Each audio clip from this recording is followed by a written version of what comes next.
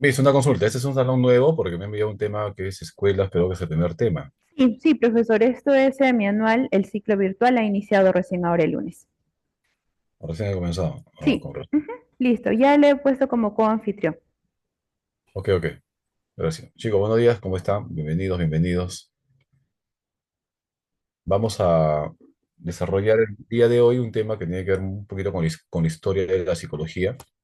Buenos días, buenos días, buenos días. ¿No? Con la historia de la psicología. Y bueno, pues uno, la psicología a lo largo de su historia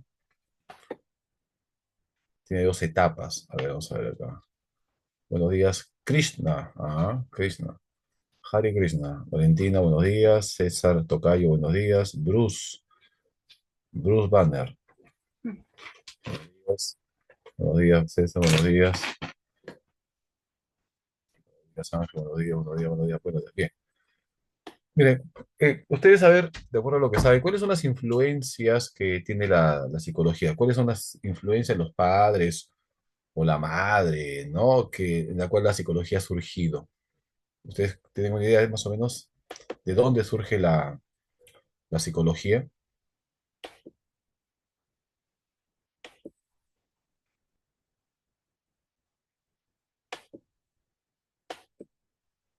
Los leo, ¿ah? Los leo. Aristóteles y Descartes, ya. Ellos son filósofos, ya. Por un lado, la filosofía, ya, está bien, muy bien. Por un lado, la filosofía es una de las influencias de la psicología. ¿Qué más?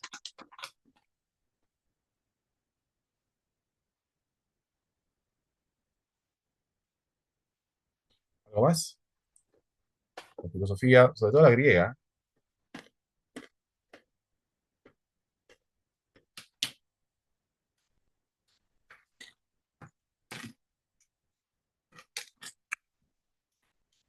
con Aristóteles, ¿no? Ya. La psique.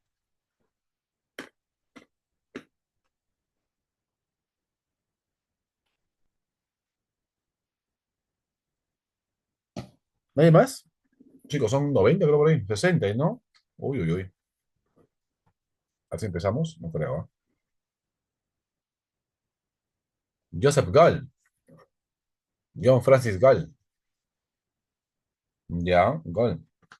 Él es la craniometría, la frenología, Gall. Weber, Ernest Weber, la psicofísica, los umbrales, ¿ya? Entonces, Franz Joseph Gall, Ernest Weber, ¿qué son? ¿Qué son? O sea, ¿cuál es su profesión? Gun, ¿ya? Muy bien, muy bien. Ya, pero ¿cuáles son las disciplinas o las ciencias? Por ejemplo, Weber, ¿qué era?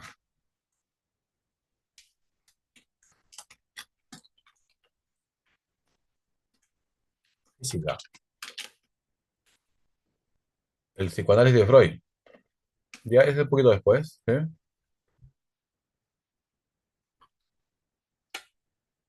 Primera influencia de la psicología, la filosofía griega con la psique, Aristóteles, en la época moderna, Descartes, Locke, Hume. Luego, ahí estamos hablando de, ya, ¿no? De Francis Gall, la fisiología. Aunque Francis Gall era pseudociencia, la frenología. Ernest Weber, la física, la psicofísica. Entonces, ¿cuáles son los precursores o las influencias de la psicología para hacer ciencia? La filosofía, la biología con su rama la fisiología y la física. ¿Ok? Gunn fue uno que logró la psicología fuera ciencia. Y a ese después, claro, sí, sí. Después de ellos, porque las influencias vienen antes, ¿no? Claro. La filosofía, la biología, la fisiología y la física. Claro, Gunn es el padre de la psicología. Con él arranca la psicología experimental en el laboratorio Leipzig en Alemania en 1879. Ahí arranca la historia científica de la psicología, pero hay una etapa precientífica. Y esta etapa precientífica es la etapa de la fisiología, de la física y de la filosofía. Porque hay que recordar que la psicología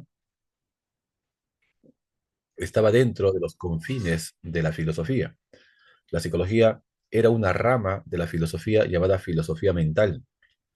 Y cuando se hacía psicología, filosóficamente hablando, se especulaba de la psique. Y la psique es un concepto griego que significa alma, ánima, aliento, hálito, soplo de vida, principio animador, mariposa, sao, mariposa.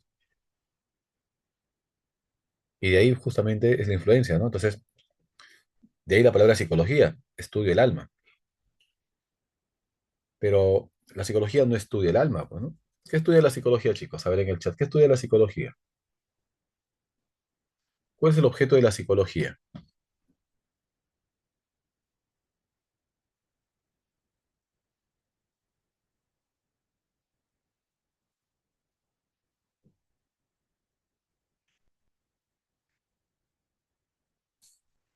Claro, el comportamiento, la conducta, ¿no? Ajá, sí, claro. El objeto no es el alma, ¿no? El objeto es el comportamiento, ¿no? Los procesos psicológicos, claro. Ajá, muy bien, muy bien, muy bien. Excelente. Pero antes de que la psicología estudie la conciencia, estudie la conducta, los procesos psicológicos, estudió pues el alma. Aunque el alma se puede creer, se puede especular, se puede intuir, el alma no es objeto de estudio de la ciencia, porque el alma es una entidad metafísica, esotérica, fantasmagórica, ¿no? Teogónica. Entonces, sobre el alma se puede hablar, se puede especular, se puede creer, se puede intuir, pero sobre el alma no se puede realizar ninguna investigación objetiva. Entonces, la psicología quería convertirse en una ciencia experimental de laboratorio, tenía que cambiar de objeto de estudio. Y es por eso que al cambiar de objeto de estudio del alma a la conciencia y experimentando de manera científica en un laboratorio, arrancamos la psicología como ciencia. Y ahí también empieza la historia de la psicología y las primeras escuelas psicológicas, ¿no? Las primeras escuelas psicológicas. Y a partir de ahí van a comenzar a aparecer una serie de corrientes, una serie de vertientes, sistemas, ¿no? Que plasman ideas, fuerzas en el estudio creciente del psiquismo humano y también del psiquismo animal. Entonces ahí entramos dentro de las escuelas psicológicas. Chicos, ¿cuál fue la primera escuela psicológica? El estructuralismo. Muy bien. El estructuralismo. ¿Y cuál es la primera escuela y enfoque a la vez?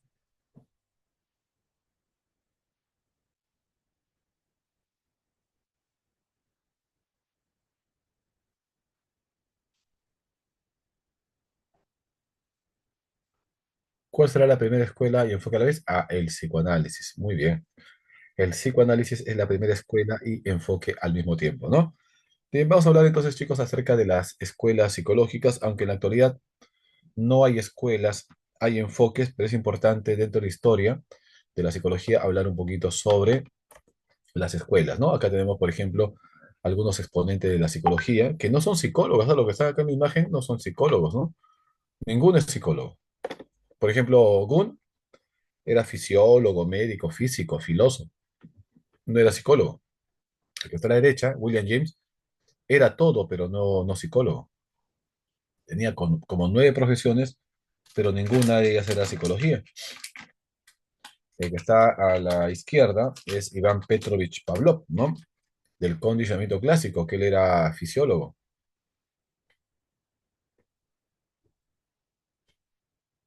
Y abajo, siempre con su puro en la mano, Freud, Sigmund Freud.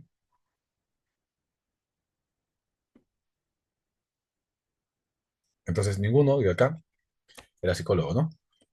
Entonces, acá vemos una de las primeras influencias de la psicología, es la filosofía.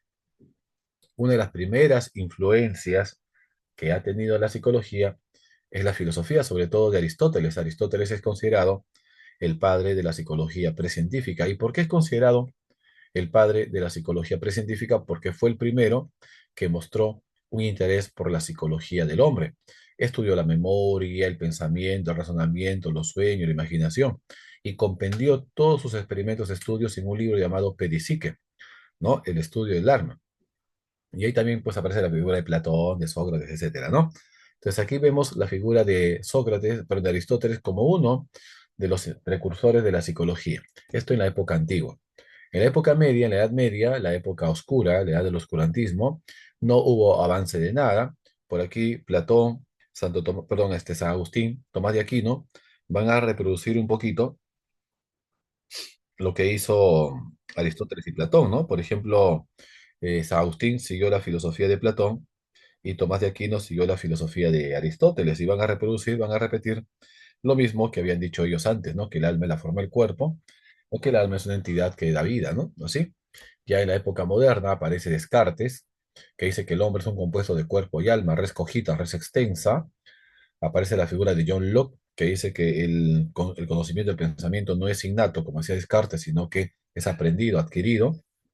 Y por ahí David Hume, acaba con la creencia del alma, ¿no? Hablando que el alma no existe, que los pensamientos, las ideas que tenemos, simplemente se deben a la combinación de ideas simples mediante mutua atracción. Y ahí arranca ya, ahí la psicología comienza a mirar hacia otra realidad. Ya no el alma, sino pues otro aspecto, ¿no?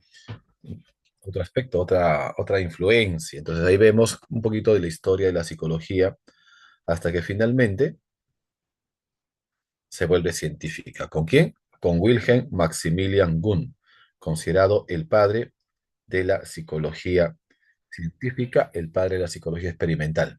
¿Cuándo, profesor? En 1879. 1879. Ujú.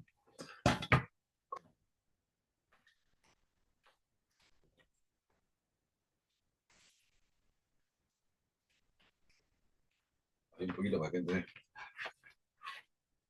¿Ya? Muy bien. Listo. Chicos, ¿qué estudia el estructuralismo? Su nombre lo dice estructuralismo.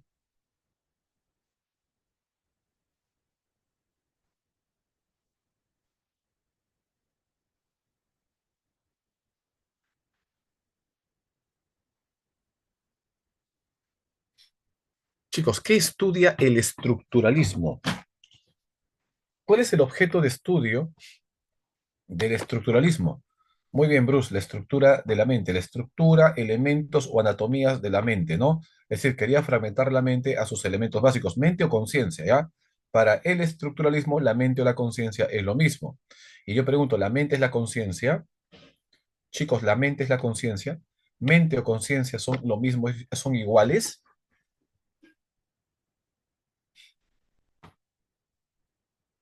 No. Pero para ellos la mente es la conciencia. ¿Y cómo definían los estructuralistas a la conciencia? Ellos definían que la conciencia es la experiencia inmediata. Profe, ¿cómo la experiencia inmediata? O sea, todo lo que estás viviendo en este momento, todo lo que te das cuenta, conoces, captas, experimentas, sientes en este momento, es de la conciencia, tu experiencia inmediata en el aquí y en el ahora. ¿Qué sientes? ¿Qué conoces? ¿Qué comprendes? ¿Qué recuerdas? ¿Qué estás captando por tus sentidos? Todo eso es la conciencia.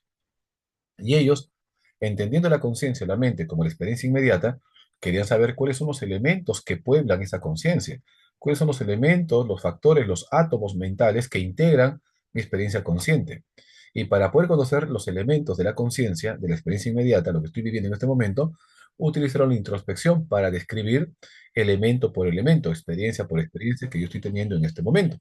Y para un poquito hacerlo más científico, utilizaron aparatos médicos galvanómetros, cronoscopios, ¿no? Etcétera, para poder medir la mente y su relación con la parte corporal y expresarlo con palabras. Esa es la introspección. A eso se llama introspección analítica o introspección experimental. Entonces, gracias a ese método de la introspección, las personas pudieron describir su experiencia inmediata, describir qué sentían, qué pensaban cuando eran sometidos a varias situaciones. ¿Por qué? Porque para ellos la experiencia, la conciencia es la experiencia inmediata. Por ejemplo, chico, ¿qué captas ahorita? Estás captando, por ejemplo, mi voz, las imágenes de la pantalla, estás captando los sonidos que hay a tu alrededor, en tu cuarto, los carros que pasan por la calle, aunque no hay carros, creo, ¿no? Los olores, la temperatura, la presión de tu ropa, de tu asiento, no todo eso estás captando en este momento. ¿Qué estás sintiendo? ¿Sientes sueño? ¿Sientes alegría? ¿Sientes cansancio, fatiga, entusiasmo? ¿No? ¿Sientes cólera, odio, aburrimiento? Todo lo que sientes, ¿ok? Todo lo que pasa por tu mente y todo lo que tus sentidos captan. Esa es la conciencia, chicos. Esa es la conciencia. Y ellos quieren fragmentar esa conciencia en sus partes, en sus elementos, para describir de qué está hecha la conciencia, de cómo se forma la conciencia. ¿Se dan cuenta? Eso es el estructuralismo. Es como yo le digo, a ver, descríbeme todo lo que tú estás viendo y experimentando en este momento y comienzas a enumerarme uno por uno. Yo te digo, descríbeme tu computadora. Y tú dices, no tiene teclado de tal marca, tal color, tal tamaño, tal peso, ¿no? Ya, eso es igualito, es lo mismo. El estructuralismo se dedicó a describir, a estudiar los elementos que componen la mente y la conciencia, entendiendo por conciencia a la experiencia inmediata, lo que vimos en el aquí y en el ahora. ¿Me dejo entender, chicos? Confirmen, por favor, pongan 5 si se entiende, si no, uno, 2, 3, 4 si no se entiende.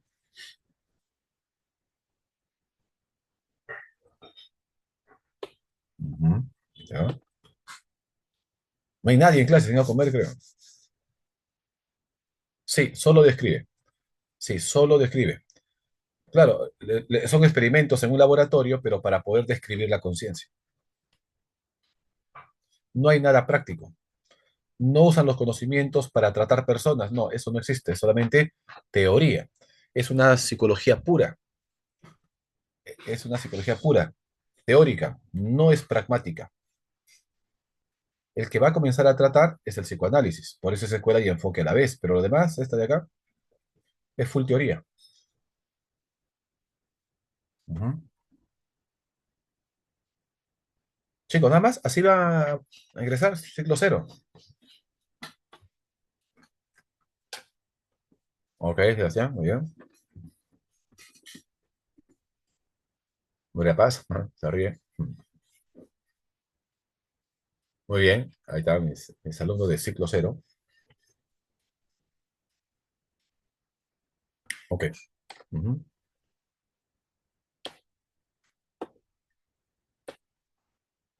Ya, ese viejito es Wilhelm Wundt, el padre de la psicología. Publicó la primera obra de psicología científica llamada Principios de Psicología Fisiológica. Fundó el primer laboratorio de psicología y también arrancó con la primera escuela que luego Titchener lo va a convertir pues, en ¿no? En una escuela realmente.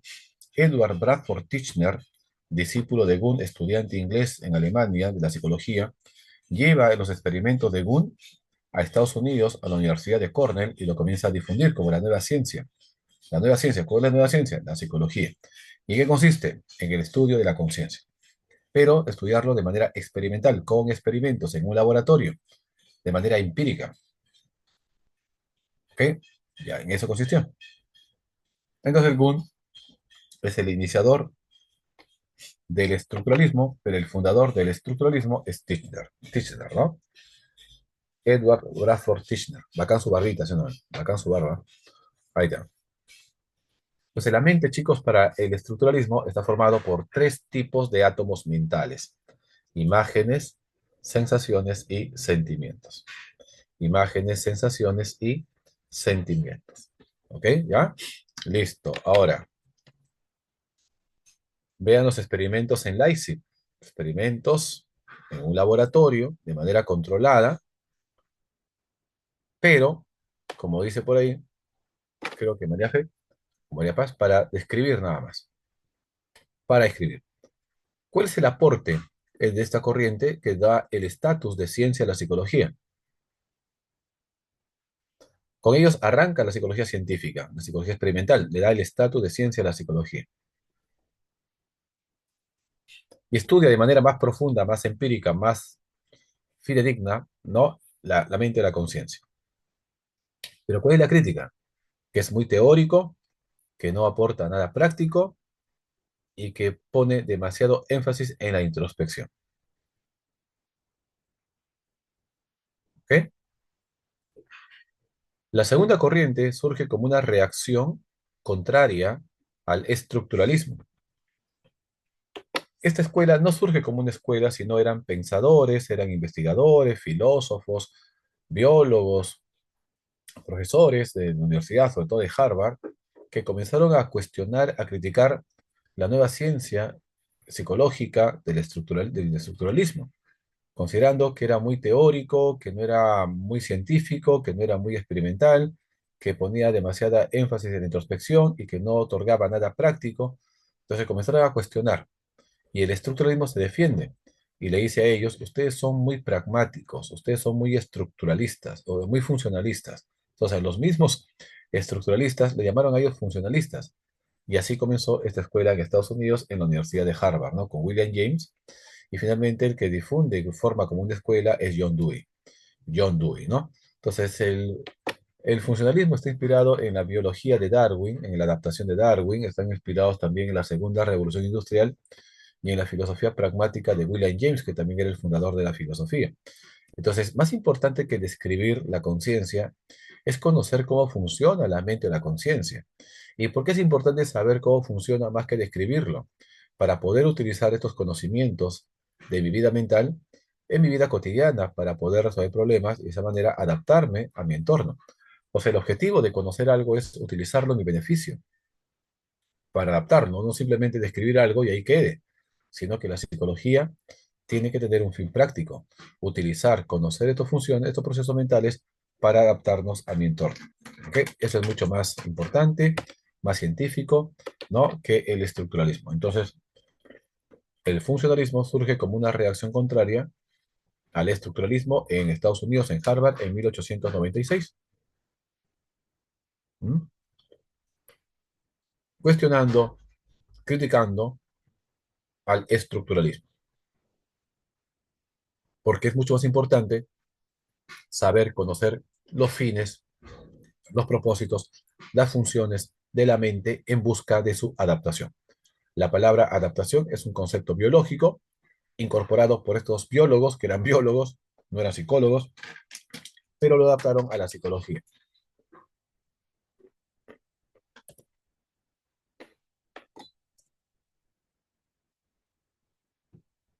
El método que ellos utilizan es también la introspección, ¿ok? Pero también la extrospección. Esta rama va a, o esta escuela, perdón, va a crear algunas especialidades de la psicología, como la psicología evolutiva, la psicología educativa y también la psicometría. Fueron los primeros en aplicar test psicológicos para poder clasificar a las personas, para poder medirlas. Entonces, el funcionalismo se preocupa en describir, perdón, sí, en conocer los tipos de procesos mentales para poder utilizarlos en nuestro beneficio. Por ejemplo, ¿cómo uso la memoria para aprender? ¿De qué manera aprendo mejor? ¿Para qué me sirve la percepción? ¿Para qué me sirve el pensamiento lógico? ¿Y cómo lo uso? Eso es lo más importante para ellos. La utilidad, la finalidad, el fin, el propósito, ¿ok? De los procesos mentales, más que describirlo, saber cómo usarlos para poder resolver problemas. Entonces, cuando tú escuches por ahí pragmatismo, utilitarismo, resolver problemas, estamos hablando del funcionalismo. Y cuando tú escuches por ahí elementos, átomos mentales, describir, enumerar características de la mente, estamos hablando del estructuralismo. ¿Me dejo entender, chicos? Entonces, el funcionalismo busca conocer los fines, propósitos de la mente en busca de su adaptación. Por ejemplo, chicos, ¿para qué sirve la percepción?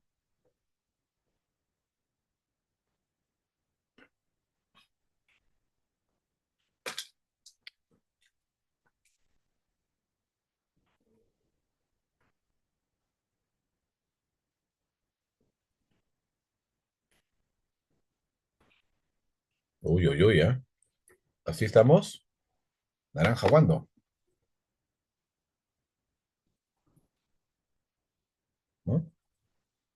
Ya. ¿Para qué sirve tu celular? Ya, estoy respondiendo.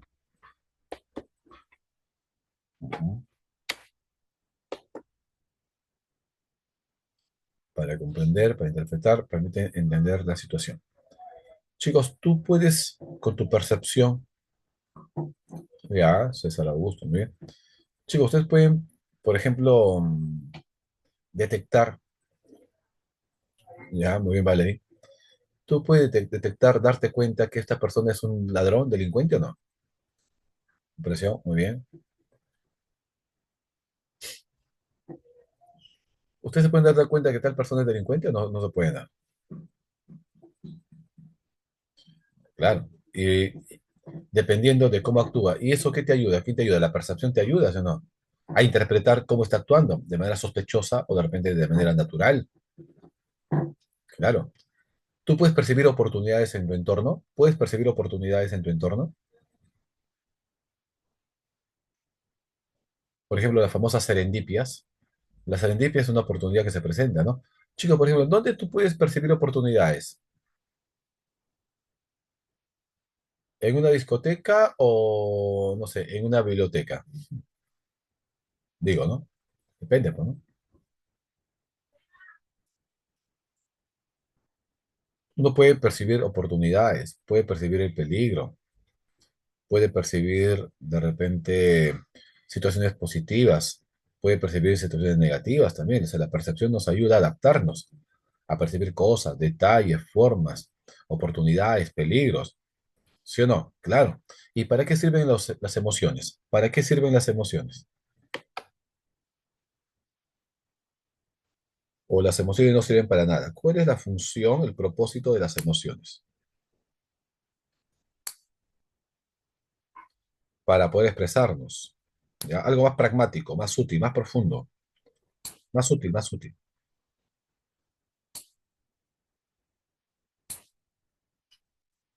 Nos ayuda a adaptarnos al entorno, claro. ¿Cómo así? Responder a estímulos.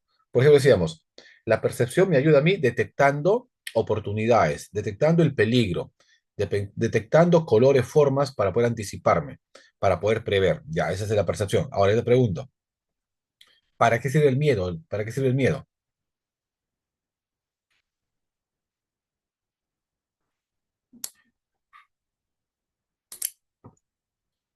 Para evitar situaciones. ¿Qué tipo de situaciones vamos a evitar a través del miedo?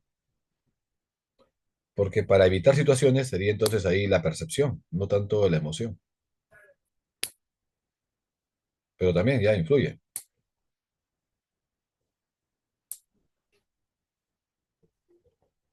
Como mecanismo de defensa, claro. ¿De qué?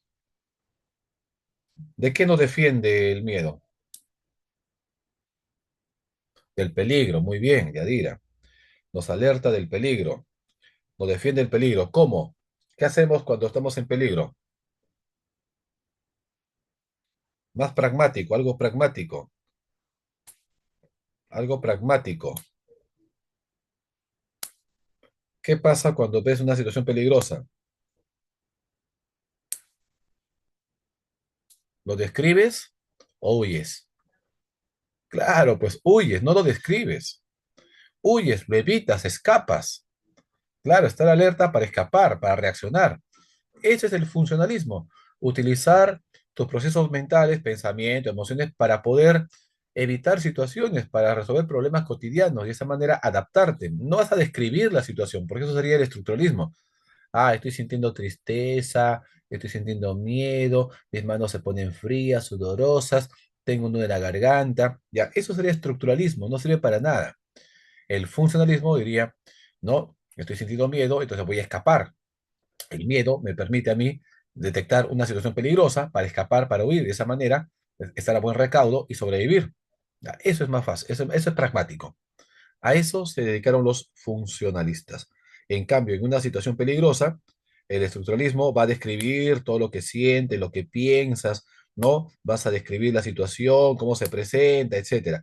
En cambio, el funcionalismo va a reaccionar de la mejor manera con una estrategia frente a esa situación de peligro. Entonces, ¿ven ustedes la diferencia o no? Entonces, uno busca un fin práctico, un fin útil, y el otro busca conocer, describir la mente, la conciencia. Es lo opuesto, ¿sí o no? ¿Se dan cuenta? Claro, pues las mismas emociones sirven para escapar, para sobrevivir. El miedo sirve para evitar el peligro, escapar de una situación peligrosa. ¿Y para qué sirve la ira, la cólera, el enojo, no? Estás furibundo, iracundo. ¿Para qué sirve la cólera, el enojo, la ira? ¿Cuál es la función? Así como el miedo. En el miedo, ¿qué haces?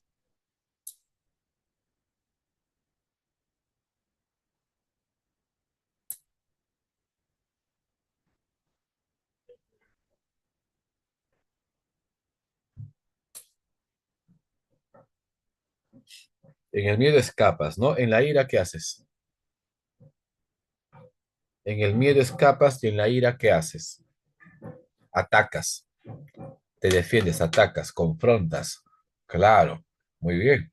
Entonces, para eso es importante conocer cómo funcionan los procesos mentales de tal manera que lo puedo utilizar en beneficio mío para adaptarme a mi entorno. ¿Me dejo entender? Sí, muy bien. Esto ocurría en Estados Unidos, en Harvard, 1896. Mientras esto ocurría, ya en Viena, en Austria, se había desarrollado una de las escuelas más importantes que tiene la psicología en el mundo, ¿no? El psicoanálisis. ¿Ok? El psicoanálisis fue creado por la portentosa mente de un solo hombre, un médico y neurólogo austriaco llamado Sigmund Freud. ¿Ok? Influenciado por la filosofía platónica del mito del Fedro. ¿Ustedes se acuerdan? ¿No? El mito del Fedro, ahí están las fuerzas que tenemos en nuestra mente, en nuestro inconsciente, también la influencia biológica del darwinismo y el voluntarismo de Schopenhauer, sobre todo, ¿no? Ahí está. Estas son las influencias que recibe Freud dentro de su psicoanálisis. ¿Ok? ¿Cuál es el objeto de estudio, chicos, del psicoanálisis?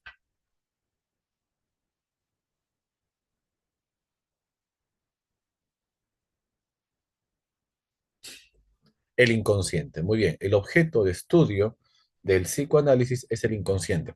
El estructuralismo y el funcionalismo habían estudiado la conciencia, pero el psicoanálisis estudia el inconsciente. El inconsciente, ¿no? El inconsciente, para Freud, tiene una naturaleza. ¿Qué tipo de naturaleza tiene el inconsciente para Freud?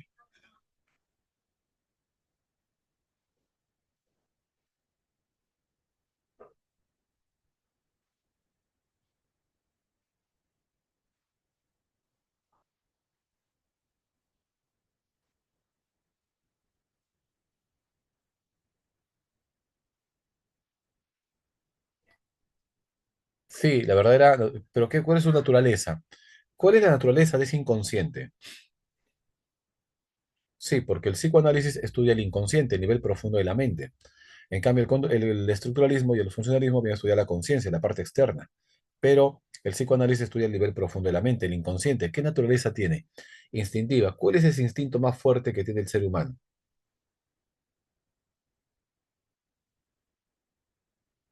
¿Qué naturaleza tiene el inconsciente para Freud?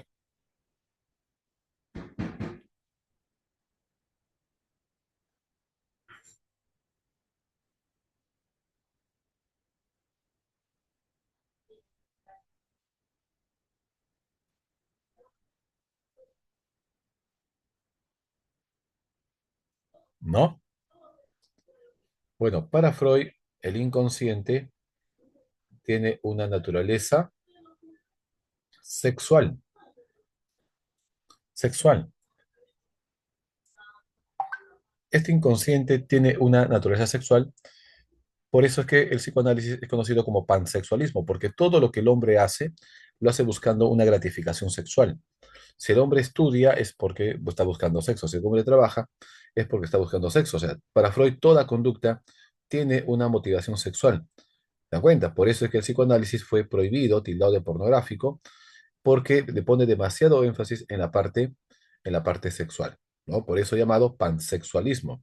Entonces, ¿cuál es el método que usamos para poder estudiar el inconsciente?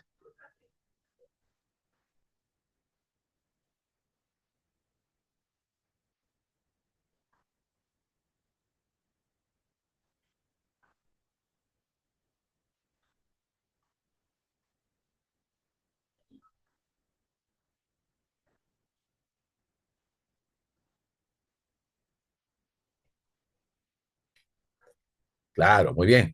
La asociación libre de ideas, ¿no? Entonces, el psicoanálisis, chicos, tiene como objeto de estudio ya no la conciencia, sino el inconsciente. Y este inconsciente tiene una naturaleza sexual. Y para poder conocer al inconsciente, tenemos que penetrar ese nivel profundo de la mente y lo hacemos con el método de la asociación libre. ¿Y en qué consiste la asociación libre? Consiste en decir lo primero que se te viene a la mente, decir lo primero que se te ocurre cuando escuchas algo, porque lo primero que tú sientes, lo primero que expresas, es tu inconsciente, pero si tú lo piensas, si tú lo analizas, ya es tu conciencia ya. Entonces, para poder llegar directamente al inconsciente, Freud utiliza la asociación libre, pero también utiliza otro método que es conocido por él como la vía regia. ¿Cuál es la famosa vía regia para conocer el inconsciente según Freud? la interpretación de los sueños, ¿no? ¿Ok? Su método es la asociación libre de ideas, pero también es la interpretación de los sueños. Entonces, recordemos que el psicoanálisis considera que la mente está formada por tres lugares, por tres espacios: la parte consciente, la parte preconsciente y la parte inconsciente. La parte consciente es la parte externa de la mente, la parte preconsciente es la parte intermedia y la parte profunda de la mente, la parte desconocida, es el inconsciente. Y el psicoanálisis se va a centrar en conocer el inconsciente, porque el inconsciente tiene influencia sobre la parte preconsciente y sobre la parte consciente. O sea, todo lo que uno hace, lo hace por la influencia del inconsciente. Y hacemos cosas que no sabemos por qué lo hacemos, porque el inconsciente no se puede conocer. Y todo lo que hacemos, por ejemplo, tiene como raíz, como fundamento, como base el inconsciente. Por eso el objetivo del psicoanálisis es hacer consciente lo inconsciente. ¿Cuál es el objetivo del psicoanálisis? Hacer consciente lo inconsciente. O sea, saber por qué actúo como actúo, por qué siento como siento, por qué pienso como pienso. ¿Ok? A eso se llama hacer consciente lo inconsciente. Es el objetivo. Entonces, Freud también nos habla, por ejemplo, de la personalidad, de cómo la personalidad está formada por tres instancias: por la parte del ello, la parte del superyo y la parte del yo, ¿no? Esa es la lucha interna que hay entre nosotros, en nuestra mente, entre la parte instintiva, la parte moral y la parte de la realidad. Entonces va a decir Freud que en algunos momentos gana el ello, la parte instintiva, en otros momentos gana el superyo, y así, ¿no? Hay una lucha intrapsíquica en nuestra mente. Freud también utilizó la hipnosis como método, pero le fue mal, porque Freud era un pésimo hipnotizador. En lugar de que el paciente se durmiera, él se dormía. Entonces cambió de método a la catarsis, que es el desahogo, la liberación, la abreacción. ¿Ok? Y finalmente utiliza la asociación libre como método. Te van a preguntar, ¿cuál es el método psicoanalítico? Y tú dices la asociación libre. ¿De qué? De ideas, ¿no? Freud también creó la psicoterapia. Creó la psicoterapia, echado en un diván en el setting, ahí en el consultorio, a una persona, le hacía echarse en un diván, miraba a la persona, Freud preguntaba y la persona dejaba que su mente libremente comience a hablar, a expresar todo lo que sentía, ¿no? Así. Y de esa manera su inconsciente brotaba y Freud iba armando todas las cosas que decía para poder conocer la raíz de su comportamiento. Entonces, el estructuralismo se centra en el estudio de la conciencia, en describir los elementos que componen la conciencia, entendiendo por conciencia la experiencia inmediata, lo que estoy viviendo en este momento, todo lo que conozco, pienso, siento, es de la conciencia y quiero conocer cuáles son sus elementos, cuáles son los componentes de esa experiencia. El funcionalismo, por su parte, critica al estructuralismo, afirmando que es más importante conocer cómo funciona la mente para poder utilizar esos procesos mentales en resolver problemas de nuestra vida cotidiana y así adaptarnos a nuestro entorno. ¿Ok? El funcionalismo ve algo pragmático, algo útil. Y el psicoanálisis se centra en el estudio del inconsciente, porque toda conducta, todo lo que hacemos, tiene como fundamento, como raíz, el inconsciente. Y el objetivo del psicoanálisis consiste en hacer consciente lo inconsciente. Y para poder llegar al inconsciente, utiliza un método. ¿Y cuál es el método? La asociación libre. ¿De qué? De ideas. Chicos, muy bien. Hasta ahí, por favor, ¿alguna duda? ¿Alguna pregunta, alguna consulta? ¿Todo bien? ¿Todo okidoki? Comentarios, por favor. Estoy muy rápido, muy lento, ¿estamos bien?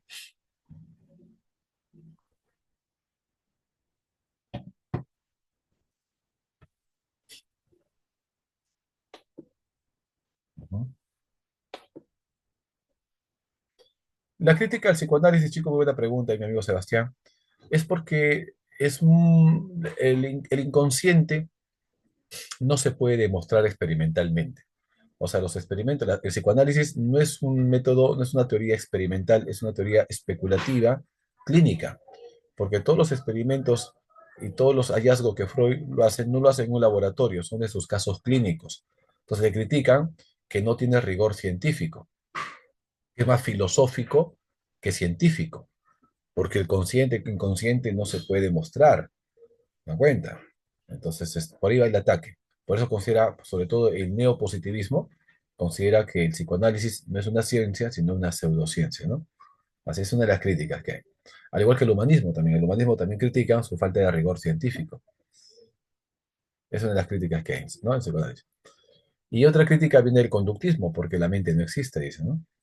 ¿Podría repetir qué significa el ello, yo superior? Sí, esa es la estructura de la personalidad, porque el psicoanálisis también habla de la personalidad.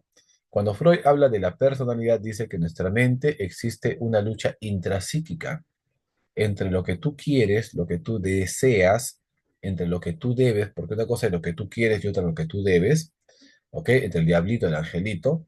La parte instintiva, la parte primitiva, la parte baja, la parte primaria, los instintos, eso es el ello. El ello es la parte instintiva del hombre. Recordemos que el psicoanálisis tiene fuerte influencia biológica, por lo tanto habla de instintos. La parte instintiva es el ello, es la parte animal. Tus necesidades, deseos, gratificaciones, recompensas, eso está guardado en el ello. Pero por otra parte, y nacemos con ello. Cuando uno nace, viene al mundo con ello, con instintos, necesidades, impulsos.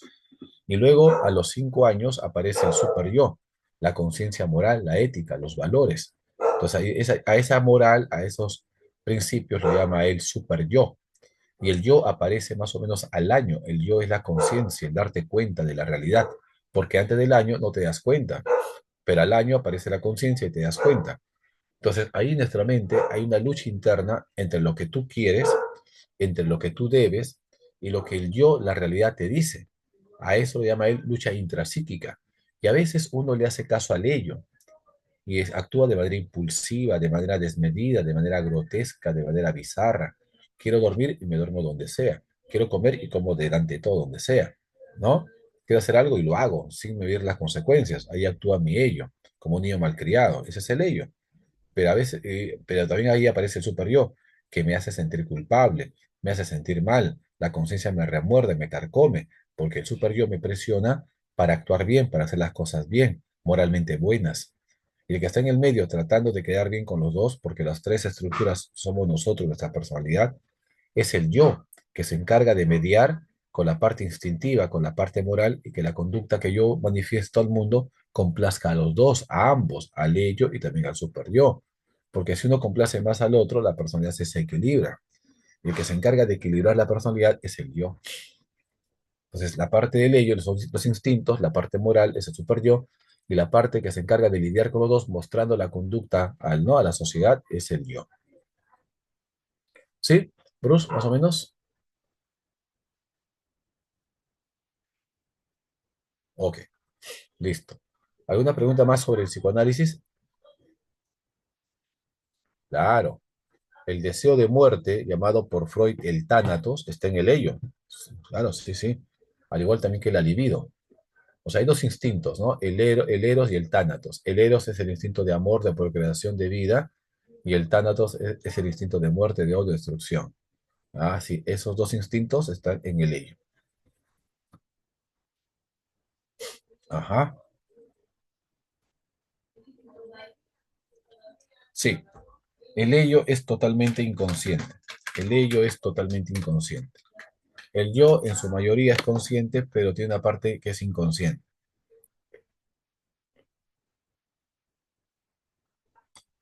Y el super yo es preconsciente.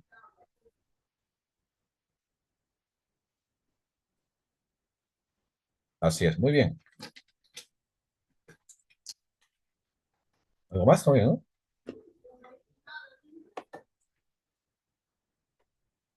¿Mm? Listo. La otra corriente, chicos, la otra escuela es la reflexología. Claro, los sueños, según el psicoanálisis, es la comunicación entre tu parte inconsciente y tu parte consciente. Los sueños son deseos reprimidos. Esa represión sale en forma de imágenes en los sueños. Y como es un deseo reprimido, en el sueño se compensa, se hace realidad.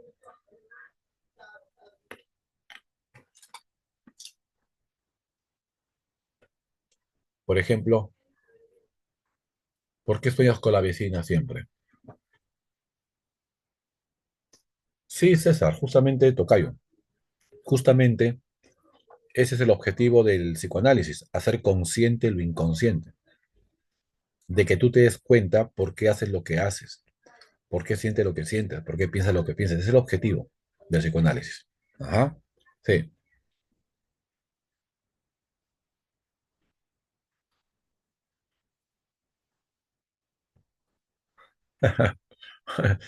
Te reprimes mucho. Bueno, siempre nos reprimimos. Los hombres somos más reprimidos que las mujeres, ¿no?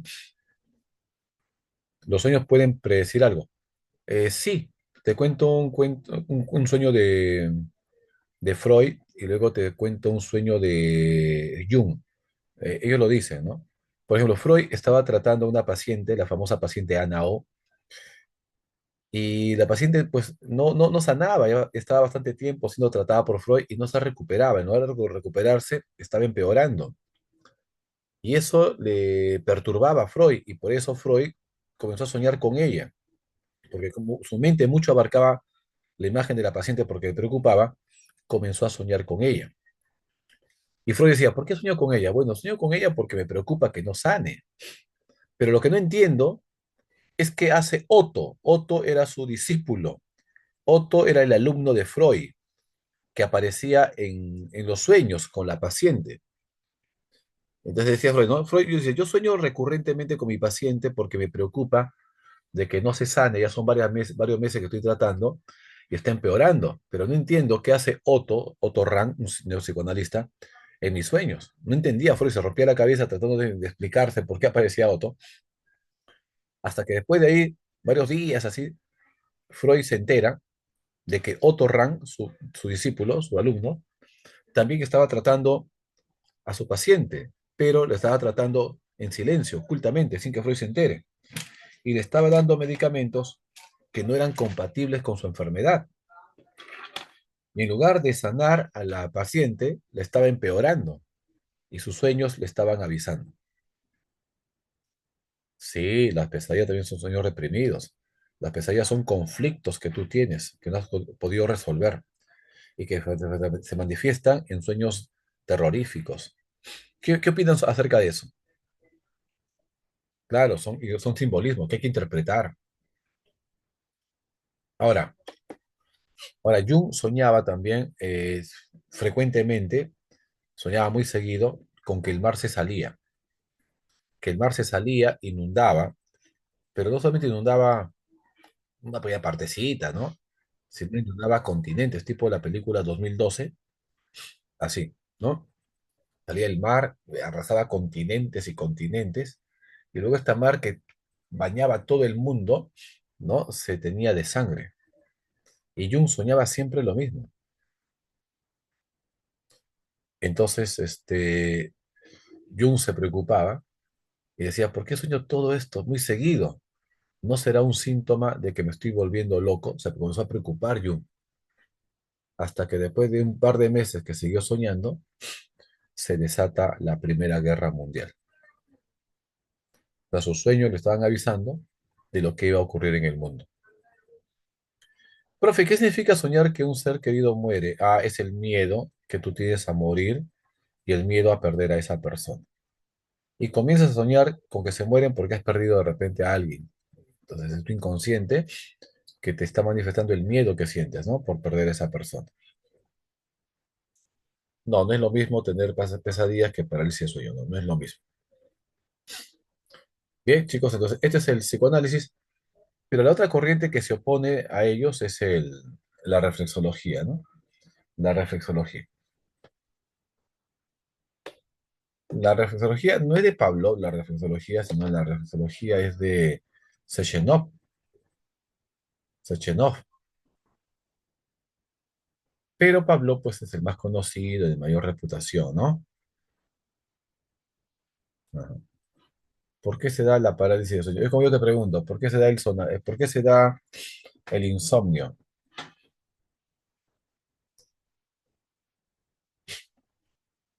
¿O por qué se da el sonambulismo? Miren, el sonambulismo es lo contrario a la parálisis de sueño. Ambos son disomnias. No, son parasomnias. Ambos son parasomnias.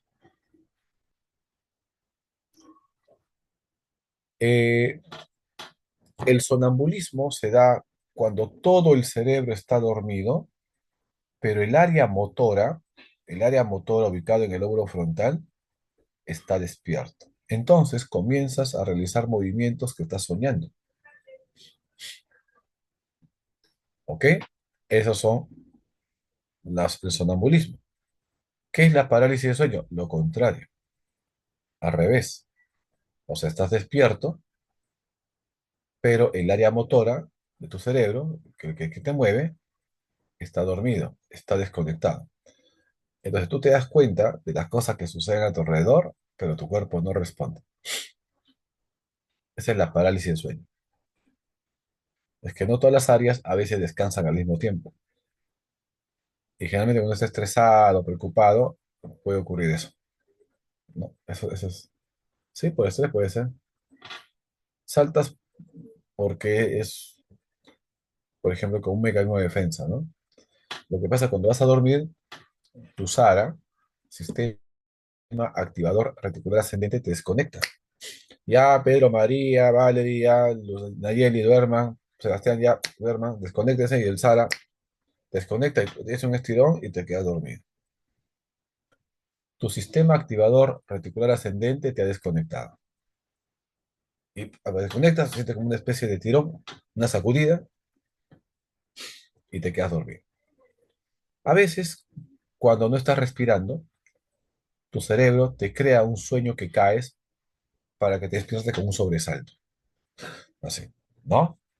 Ya, ese sobresalto es un mecanismo de defensa que tu cerebro ha creado porque no estás respirando y te despierta para que puedas seguir respirando si no te mueres. Ya, mira qué interesante, ¿no? Ujú.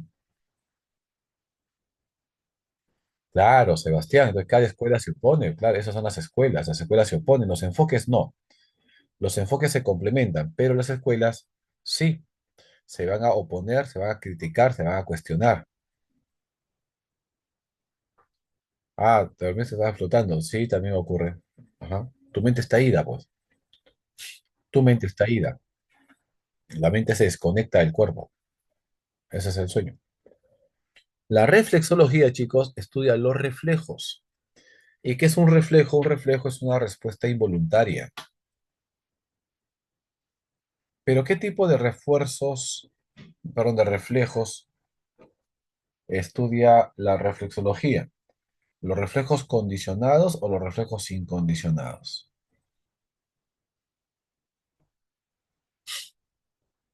¿Ah? ¿Reflejos condicionados o reflejos incondicionados?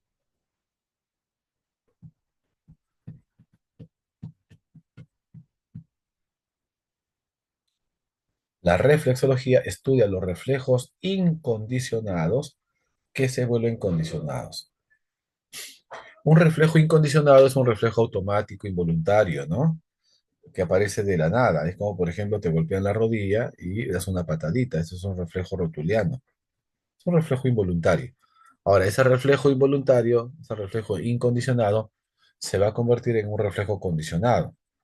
Y de eso se encargó la reflexología, de estudiar el aprendizaje. Pavlov, ¿no?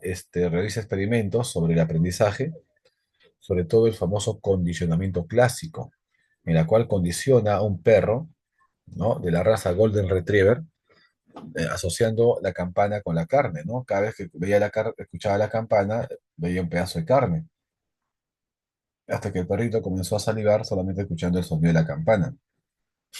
Se había condicionado. Eso es aprendizaje por condicionamiento clásico. Eso es reflexología.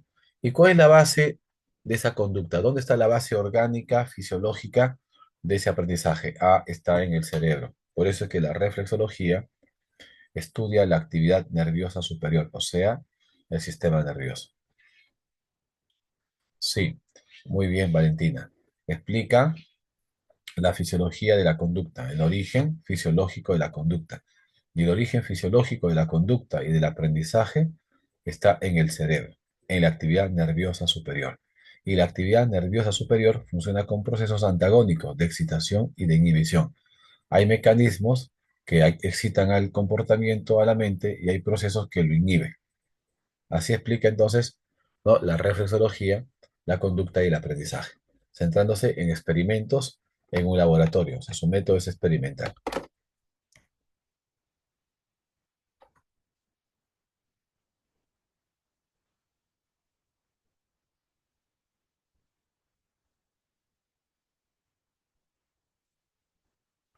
Profe, ¿usted sabe si los perros también sueñan? Sí, también sueñan.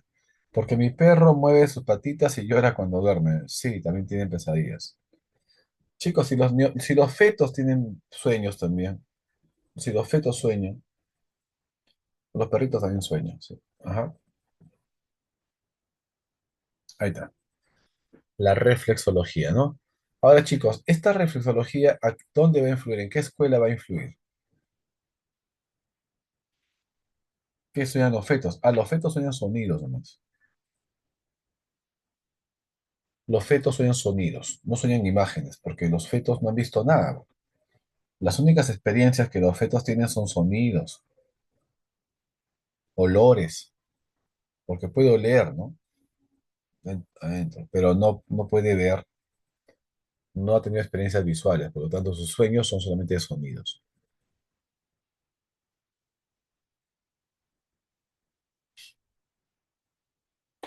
Muy bien. Chicos, ahora, después de la reflexología, ¿qué escuela va a venir?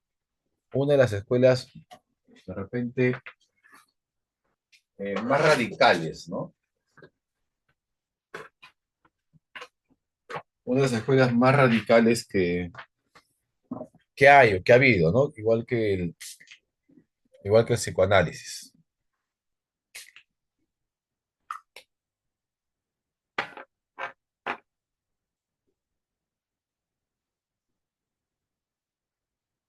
¿Cuál será? Así es, Valentina. Muy bien. El conductismo.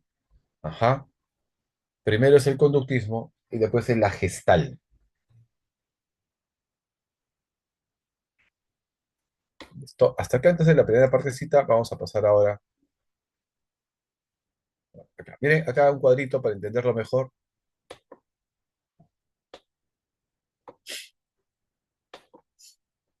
A ver, primera escuela, el estructuralismo de Gunn y Tishner, sobre todo de Tishner.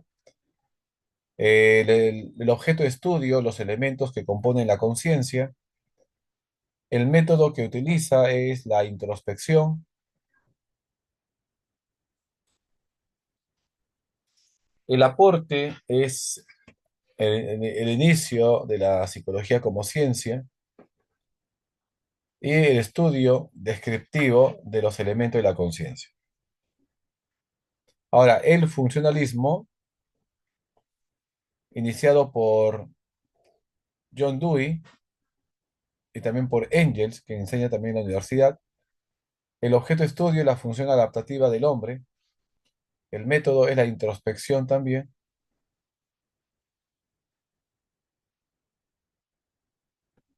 método de introspección, y el funcionalismo inicia la psicología aplicada, también estudia el comportamiento de los animales, llamado psicología comparada, y utiliza la psicometría, que es el uso de los test psicológicos.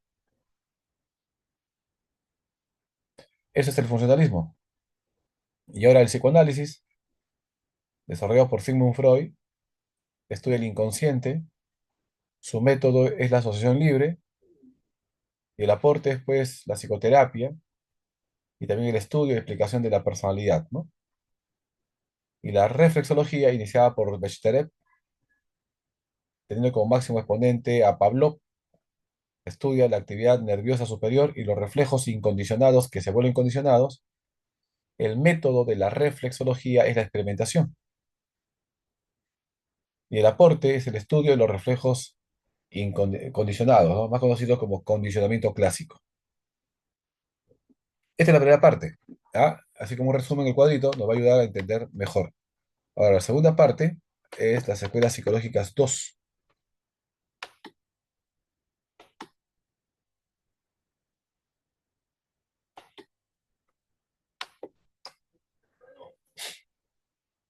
¿No? Ahí está, por ejemplo, el primero de la izquierda es Piaget, cognitivo. El segundo es Carl Jung, psicodinámico. Con bigotito, ese es Abraham Maslow, del humanismo. El otro, al costado, es Skinner, del conductismo. El otro con bigotito y con sus libros es Max Wertheimer. Y el que está ahí con su rata blanca es Watson, John Watson.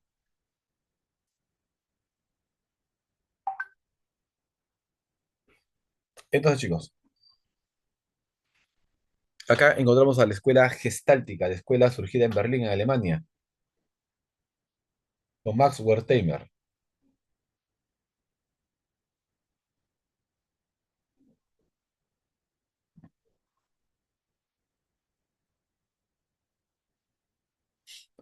¿Qué estudia, chicos, la gestal? ¿Qué estudia la gestal?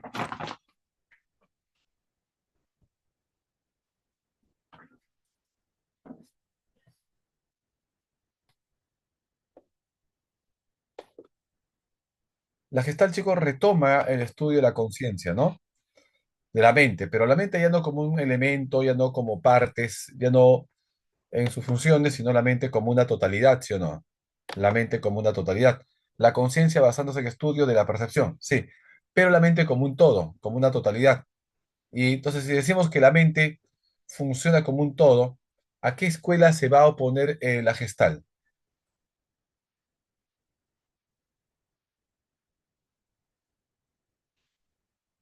¿A qué escuela se opone la gestal? Afirmando que la mente es un todo y el todo es mucho más que la suma de sus partes.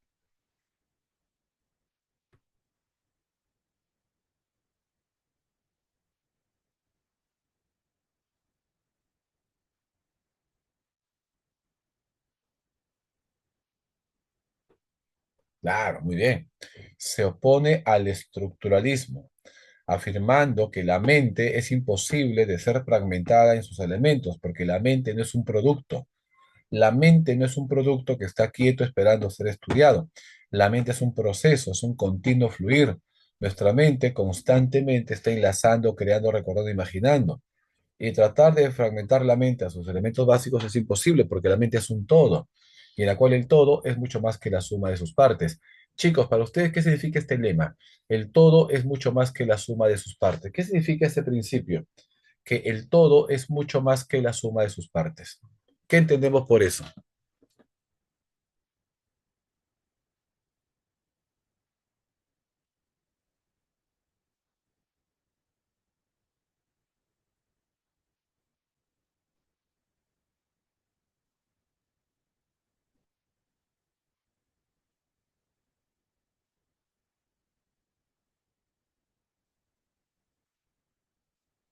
¿Qué significa, chicos, para ustedes? El todo es mucho más que la suma de sus partes.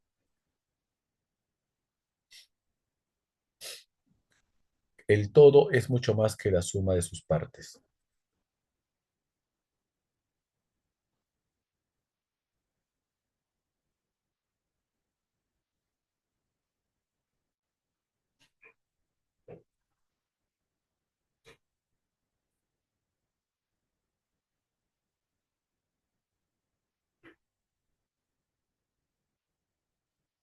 A ver, piensen, piensen, por favor.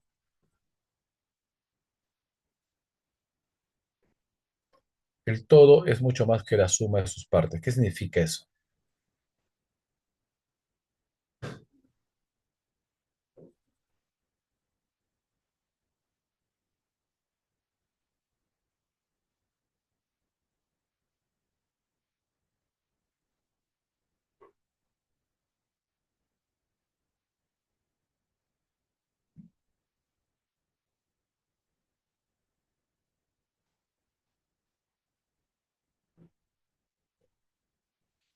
Que cuando tú, por ejemplo,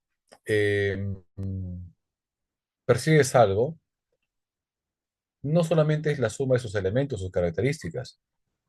Por ejemplo, tu computadora no solamente es la suma de tu pantalla, teclados, es mucho más que eso, porque cuando tú percibes algo, tú le pones tu subjetividad, tus creencias, tus experiencias, ¿sí o no? Por lo tanto, cada persona percibe diferente y la percepción es mucho más que el conjunto de elementos, porque intervienen tus experiencias, tus expectativas, tus motivaciones, recuerdos, todo eso influye en la percepción.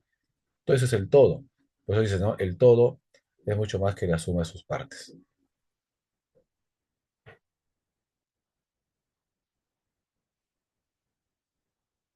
¿Ya? Claro, entonces la mente como una totalidad, como una estructura. Entonces no es simplemente que es algo aislado, ¿no? No, entonces de esa manera la Gestalt se va a oponer al estructuralismo y va a centrarse en el estudio, por ejemplo, de la percepción, el estudio del aprendizaje en el estudio del pensamiento, ¿no? Por ejemplo, ahí tenemos a Kohler, que él habla del aprendizaje del insight. Tenemos también, por ejemplo, a Wertheimer, que está arriba, que él habla de los estudios de la percepción, del fenómeno phi. El fenómeno phi es un movimiento aparente,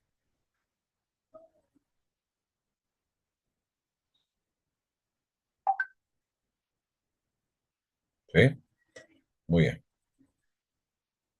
Este es el mentalismo, ¿no? Todas estas escuelas estudian la mente, la conciencia. Pero ¿quién es la escuela que critica la mente, la conciencia, afirmando que la mente no existe? Que hablar de mente es hablar de una fantasía, rezaga una mente primitiva. ¿Quién es?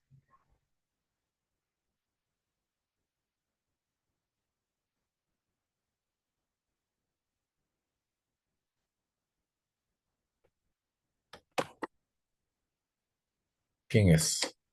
El con el conductismo, ¿no? El conductismo.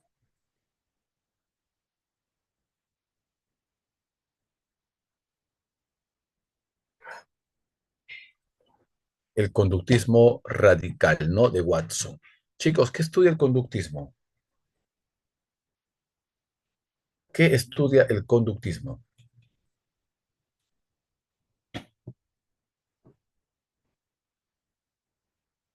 La conducta.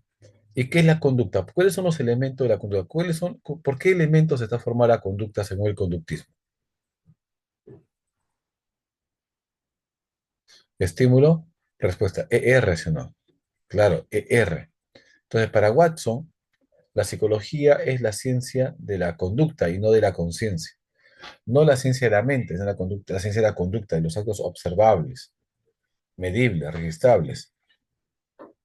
Entonces va a decir que hablar de conciencia, hablar de mente, es hablar de una fantasía, rezagos de una mente primitiva. La mente no existe porque no se puede ver. Y si no se puede ver, no se puede medir. Y si algo no puede ser medido, entonces no existe. Por lo tanto, la psicología no es la ciencia de la mente y de la conciencia, sino la ciencia de la conducta, de los actos observables. Y toda conducta es aprendida y el ambiente lo determina. Por lo tanto, tráigame 12 niños a mí y haré con ellos lo que quiera. Tráigame 12 niños sanos, fuertes, bien nutridos, malnutridos, y haré de aquellos lo que quiera. Un mendigo, un delincuente, un presidente. Le cambio el ambiente y le cambio la vida.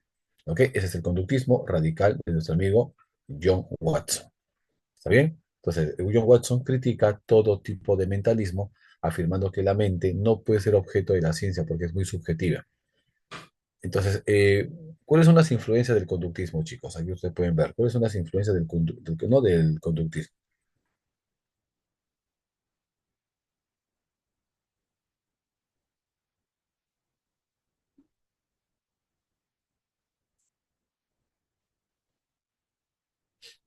A ver en el chat.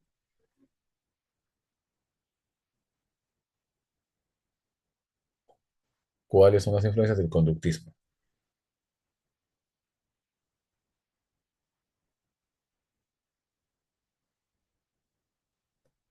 Ya. El positivismo porque quería convertir a la psicología en una ciencia natural como la física, como la química, como la biología, ¿no? Una ciencia empírica. De eso quería hacer Watson de la psicología. Entonces, por eso influye la filosofía positivista de Comte. ¿Qué más? ¿Qué más?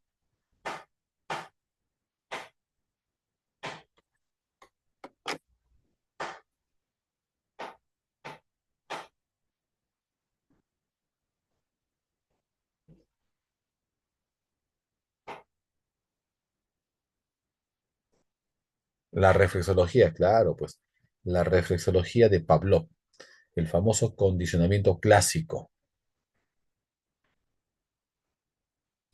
Ya, y sobre todo esta reflexología de Pavlov, Watson lo aplicó a quién? En lugar de aplicar a animales, lo aplicó a quién?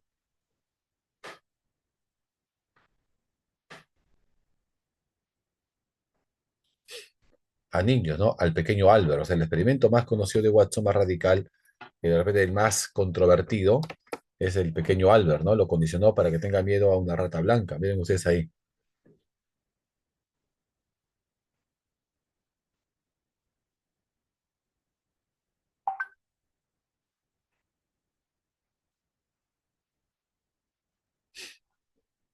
lo condicionó para que tenga miedo a una rata blanca, asoció, lo mismo que hizo Pavlov con el perro y el sonido metálico, la rata en un laboratorio, ¿no? Cada vez que el niño veía a la rata, Watson producía un fuerte sonido metálico atrás de la cabeza del niño y el niño lloraba por el susto. Pero cada vez que veía a la rata, se producía ese sonido, hasta que finalmente el niño, simplemente viendo la rata blanca, comenzaba a llorar. Pero no solamente quedó ahí, no solamente lloraba ante la rata blanca, sino un conejo blanco, un perro blanco, una pelota blanca, o sea, su miedo lo había generalizado.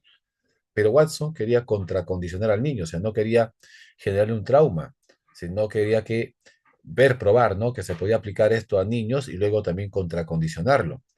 O sea, que el niño supere su fobia a las ratas blancas, pero no pudo porque la mamá que salió de vacaciones se le llevó a su hijo todo traumado y después de varios años murió. Y se le echó la culpa a Watson, ¿no? De que lo había traumado y que nunca más el niño había volvido a ser lo que fue. Es el experimento, ¿no? Del pequeño Albert. O sea, un experimento de carácter conductista aplicado a los seres humanos a niños de 11 meses.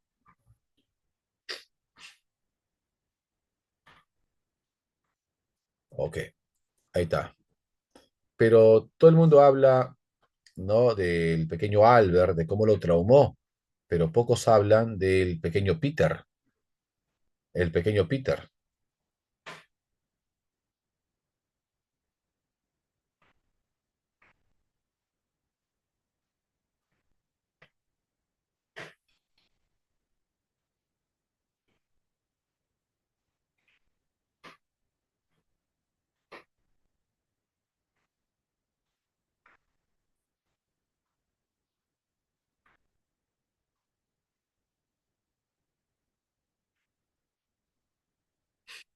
El pequeño Peter es un niño de 6 años que tiene fobia a un conejo blanco. Y Watson utiliza los principios del condicionamiento clásico de Pavlov para que el niño pueda superar su fobia a los conejos blancos. ¿Cómo? Igual asociando. Cada vez que el niño veía el conejo, él lo asociaba con algo agradable. Caramelos, sonrisas, caricias, ¿no? Así el niño comenzó a asociar la imagen del conejo con algo agradable hasta que finalmente lo superó. O sea, lo mismo, pero al revés. Eso se llama contracondicionamiento. El experimento duró semanas, pues, ¿no? El experimento duró semanas, porque no es algo tan rápido, ¿no? Claro. Aunque semanas no menos todavía, ¿eh? Menos, ¿no? Creo que un par de semanas duró el experimento del pequeño Albert, ¿no? Pequeño Albert.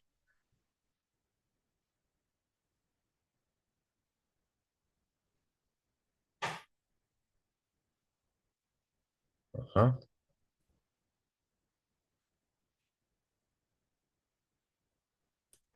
Ahí está Watson, ¿no? Ahí está Watson. John Bradus Watson. Y bueno, pues acá también están los neoconductistas. El más radical de repente es Skinner, del condicionamiento operante, que habla de la modificación de la conducta, ¿no? Cómo se modifica la conducta a través de refuerzos y castigos. Ajá.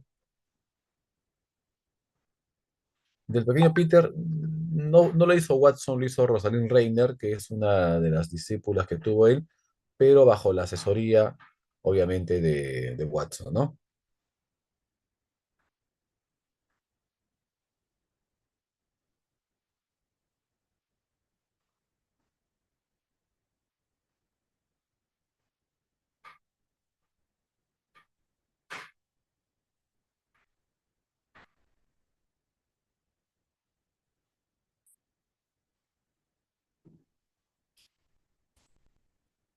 Bien.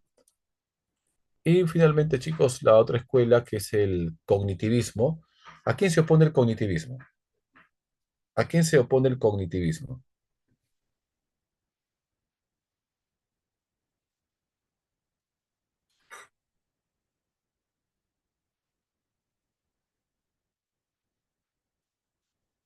El cognitivismo se opone al conductismo. El conductismo había negado que la mente existía, diciendo que la mente es una fantasía, una reliquia de la Edad Media, un rezago, una mente primitiva, que la mente no existe porque no se puede ver, no se puede medir.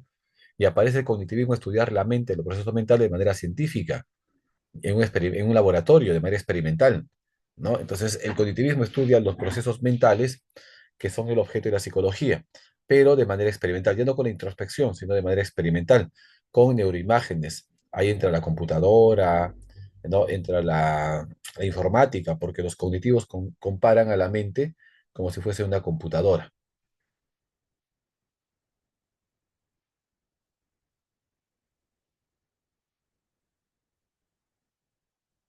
¿Ok? Y por ahí aparecen pues, los psicólogos como Piaget, Brunner, ¿no? Ausubel, etcétera, como exponentes del cognitivismo.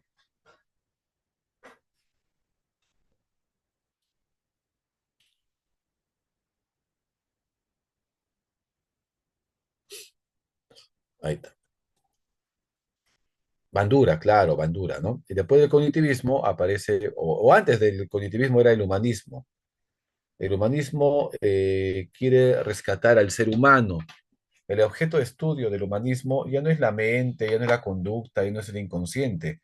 Ahora, el objeto de estudio del humanismo es el ser humano, el hombre, como un ser individual, como un ser único, con sus partes buenas y sus partes malas, pero el humanismo se centra en la parte buena del hombre, porque el humanismo quiere rescatar al hombre, conducirlo hacia la autorrealización, que su mente tenga un propósito, ¿no? Tenga un sentido. Entonces, cuando tú escuches hablar de libertad, de autorrealización, de autonomía, de propósito, sentido de la vida, estamos hablando del humanismo. El humanismo quiere rescatar y llevar al hombre a la trascendencia, a la autorrealización. Ahí aparecen pues Maslow, Abraham Royer, que son los exponentes más importantes, ¿no? De la escuela humanista surgida en Estados Unidos ya en 1957.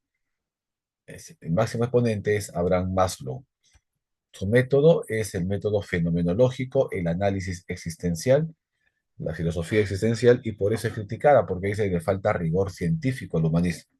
Pero el humanismo es considerado como la tercera fuerza psicológica, porque la primera fuerza psicológica es el psicoanálisis, la segunda fuerza psicológica es el conductismo y la tercera fuerza psicológica es el humanismo.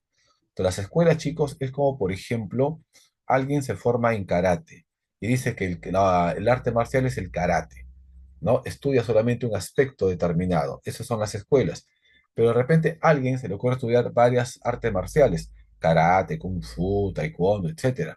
Ya, eso sería como una persona que practica el enfoque. Los enfoques son más heterogéneos, más eclécticos, más variados, y las escuelas son más cerradas, más ortodoxas, ¿no? Así, en la actualidad no hay escuelas, hay enfoques. Se pueden combinar también los enfoques y los enfoques son más científicos que las escuelas.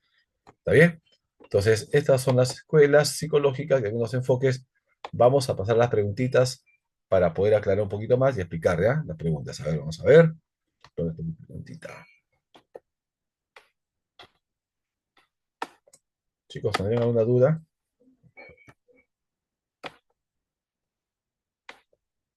Uy, pero está.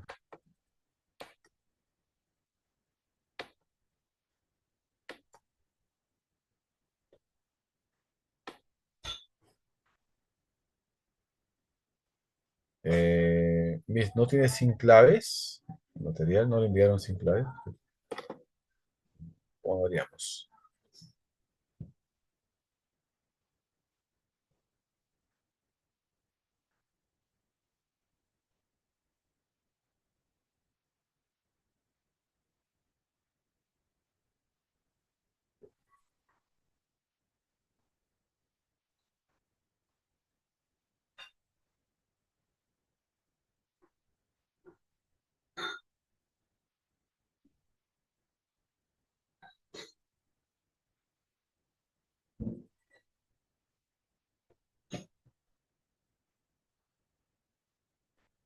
Bueno, vamos a compartir. Chicos, acá hay un boletín, pero está con clave. Vamos a ver si está bien las claves, ¿ya? Pues no hay otro material.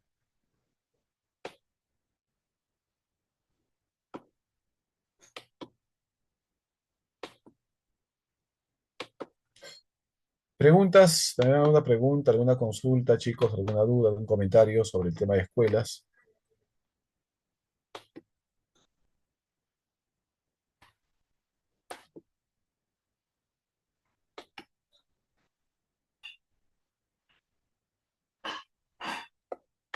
Ah, no, no te preocupes. Vamos a ver si las claves están correctas. Ahí dice, a ver.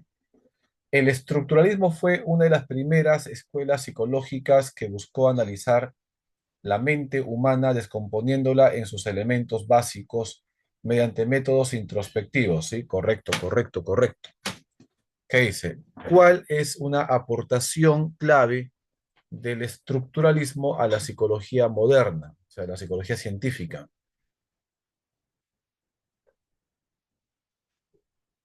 Bueno, la A sí tiene razón. Introducir la experimentación controlada en el estudio de la mente, ¿no? Claro. La psicología moderna es la psicología experimental, la psicología científica, que estudia la conducta y los procesos mentales. Está bien. Chicos, ¿qué nos interesa más dentro de la psicología? ¿Estudiar la conducta o estudiar los procesos mentales?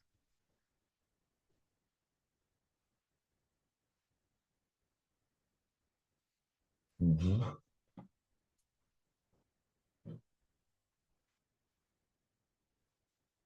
Ajá.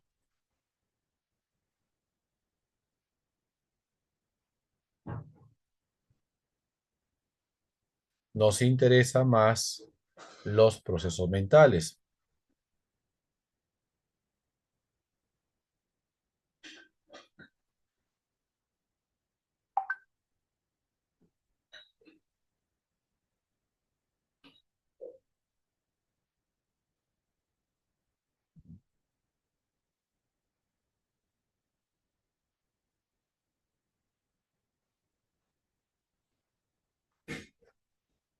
Ya, está bien, ¿no?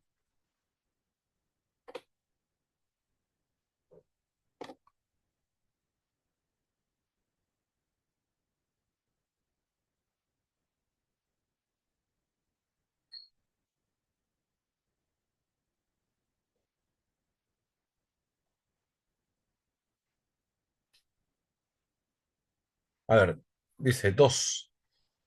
Está bajando mucho, creo, ¿no?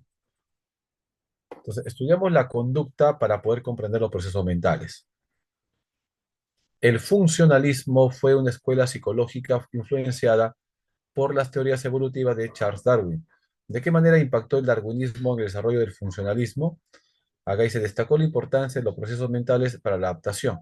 Bueno, cuando hablamos nosotros de funcionalismo, hablamos del uso de los procesos mentales para adaptarnos al entorno. Entonces, el darwinismo habla de la adaptación, como todo biólogo, ¿no?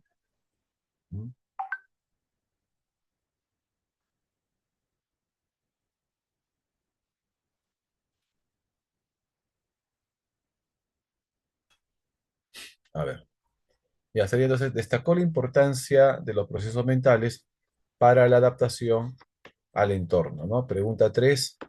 William James, uno de los principales representantes del funcionalismo, propuso que la psicología debía centrarse en William James, funcionalismo, ¿no? Claro, a ver. Porque la C es psicoanálisis, la A es estructuralismo, la D es reflexología y la E es conductismo. Claro, sería entonces la B, estudiar cómo los procesos mentales ayudan a la adaptación al entorno, ¿no? Claro, ese es un principio del funcionalismo, la adaptación al entorno.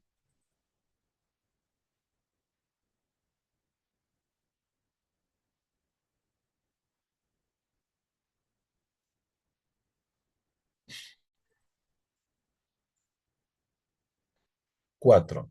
La reflexología, como corriente psicológica, se enfocó en los reflejos como base de los procesos mentales y conductuales. ¿Cuál es una aplicación contemporánea de los principios de la reflexología en la psicología moderna? Recordemos que la reflexología son los reflejos que tienen como base biológica a la actividad del sistema nervioso, al cerebro, como por ahí su compañero decía, o su compañera creo, estudia la base fisiológica de la conducta. Claro, la base fisiológica de la conducta está en el sistema nervioso central, cuyo órgano más importante es el cerebro. Y el cerebro funciona con procesos de excitación y procesos de inhibición. Hay algunas estructuras que se excitan, se activan, como hay neurotransmisores que excitan, y hay estructuras que se inhiben, que disminuyen, como hay neurotransmisores también que inhiben. Así funciona. Por ejemplo, el sistema nervioso autónomo funciona el simpático, el parasimpático, que excita y que inhibe. Esas son las actividades del sistema nervioso, ¿no? De excitación y de inhibición. Ah, ya está la pregunta, dice 4. La reflexología como corriente psicológica se enfocó en los reflejos como base de los procesos mentales y conductuales. ¿Cuál es una aplicación contemporánea de los principios de la reflexología en la psicología moderna? Entonces, el desarrollo de técnicas de condicionamiento clásico y operante. Besito. 5. El conductismo como escuela psicológica ha tenido una notable influencia en diversos campos. ¿Cuál es uno de los principales impactos del conductismo en la educación y la terapia no contemporánea? Ajá, del conductismo.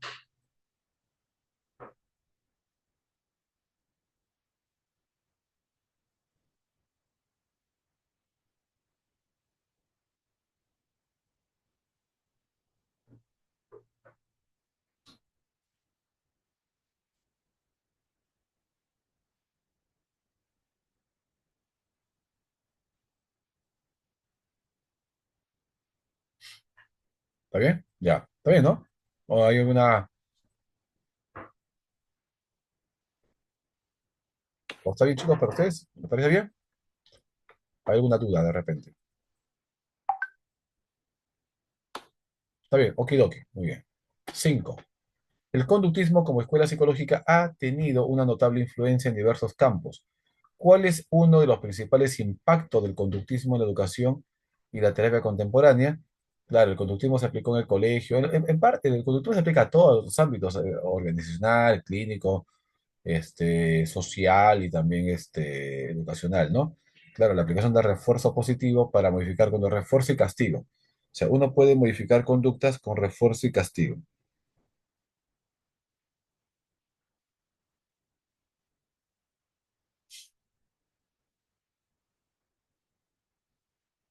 ¿Va? Muy bien. 5 beso.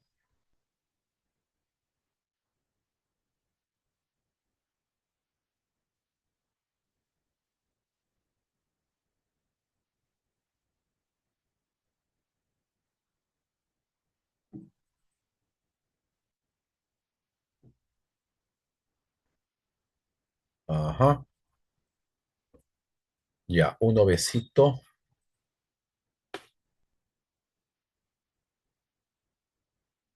5, 6. María quiere entrenar a su perro para que obedezca órdenes básicas como sentarse y darle la patita. Según el conductismo de Skinner sería, se puede moldear la conducta con refuerzos y castigos. Así ayudaría el conductismo a moldear, a cambiar, a adiestrar, a modificar la conducta, en este caso de un animalito, el perrito, ¿no? La A, recompensan al perro con una golosina cada vez que obedezca la orden. Eso se llama refuerzo positivo, ¿se acuerdan?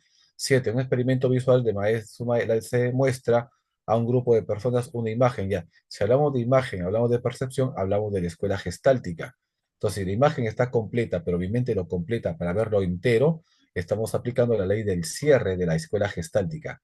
La D, ley de cierre, que explica cómo el cerebro completa figuras incompletas. Ahora, la 8 chicos, la 8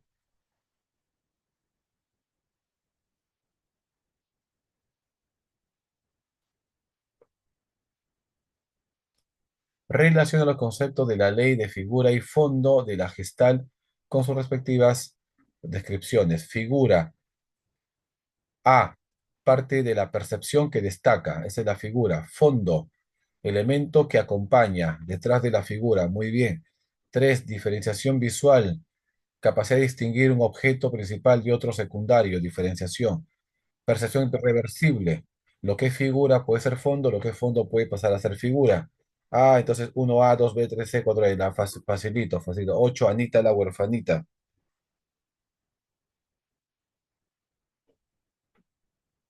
9. Según Sigmund Freud, la teoría del inconsciente propone que en el inconsciente están tus deseos, impulsos, instintos reprimidos, a la cual uno no tiene acceso, no puede llegar, pero se manifiestan en los sueños, en los actos fallidos, actos sintomáticos, parapraxias o mediante la asociación libre, ¿no? Muy bien, 9 van a marcar casita, 9 casa, 10. Una de las críticas principales al psicoanálisis es que es muy subjetivo, no se pueden comprobar en un laboratorio. Casa es subjetivo y carece de suficiente evidencia empírica para respaldar sus postulados y principios, ¿no? 10 casa. 11, Mariana ha estado experimentando ansiedad constante y pesadillas recurrentes que no logra si no logra comprender, no sabe por qué tiene pesadillas, es inconsciente. ¿Y quién estudia el inconsciente? El psicoanálisis. 11, avión. 12, completa la siguiente oración relacionada con los principios fundamentales de la psicología humanista. Bueno, el humanismo de Rogers y demás habla de la autorrealización, ¿ok? La libertad, el potencial humano. Claro, entonces 12, beso. Estamos bien, las claves también. 13, completa la siguiente oración sobre las aplicaciones de la psicología humanista en la educación. La autorrealización. Casa también, casita. 14, el cognitivismo se basa en el estudio de los procesos mentales, los procesos de representación de modelos del mundo. Ajá, 14, casa. 14, casita, chicos. Y la 15 para ustedes.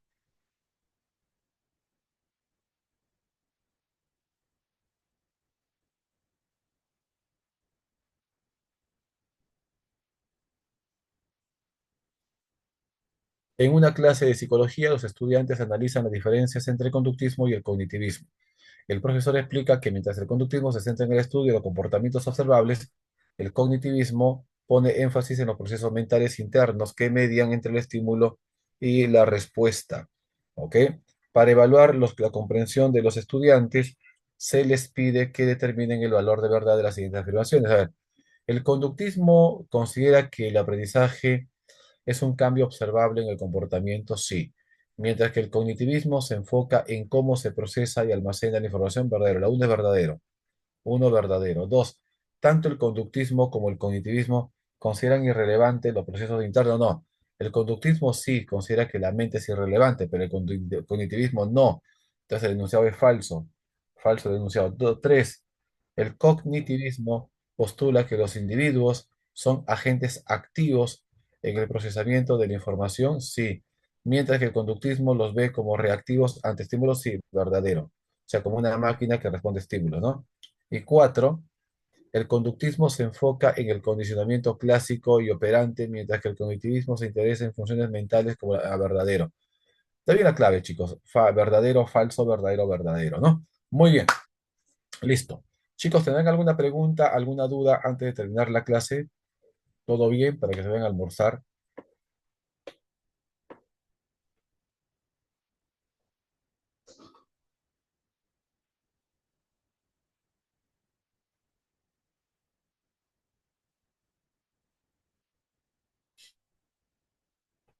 Todo bien, dice Valerie, muy bien.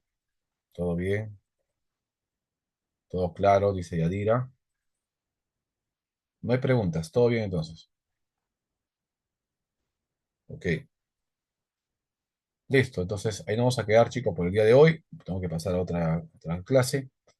Ok, ustedes creo que tienen su almuerzo, ¿no? Buen provecho entonces. Ya estamos ya comunicándonos la siguiente semana. Me imagino que son ya el tema de ramas, por ahí, ramas, ¿no? O psicología científica. Listo, chicos, cuídense bastante. Nos vemos la próxima semanita. Hasta la vista.